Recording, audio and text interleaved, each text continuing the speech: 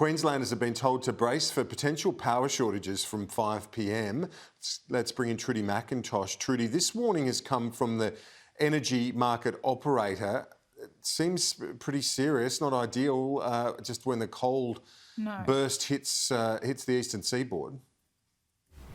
Well, Kieran, this somewhat came as a surprise around lunchtime. The energy market operator known as AEMO released this notice to the market saying we need more power to be urgently put into the system, warning if we didn't see that from 5 p.m. tonight, there could be rolling load shedding within Queensland. This was the notice that went out at lunchtime. In terms of the technical jargon, 1,454 megawatts they were forecasting to be interrupted. In layman's terms, that's essentially the consumption of power in metropolitan Brisbane. So a really serious situation if they weren't able to get on top of it. There's a number of mechanisms they can use to try and encourage more of these power generators to put power into the grid. They've been trying to do that this afternoon. The latest update we've seen, they have managed to bridge that shortfall quite substantially, but they're still not at this balance of supply meeting demand. And it is worth remembering, all of this is done on forecasting. So they have to guess how much consumption there is going to be in Queensland tonight.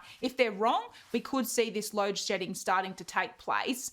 Why has this taken place all of a sudden today? Well, AEMO is pointing to a decision they made last night. It's to cap the price of power in Queensland. They capped it to try and help consumers from actually feeling the pain here. But what we've seen today is some of the generators decide not to bid into the market. Now, that's potentially because they want to wait it out, wait for the price cap to be lifted, and then they can make more money off this. So it's a confluence of issues. AEMO also telling me today they believe it's bigger picture factors as well. Coal being offline, Kieran, and the high gas price, it's all feeding into a pretty wicked problem for the new Albanese government.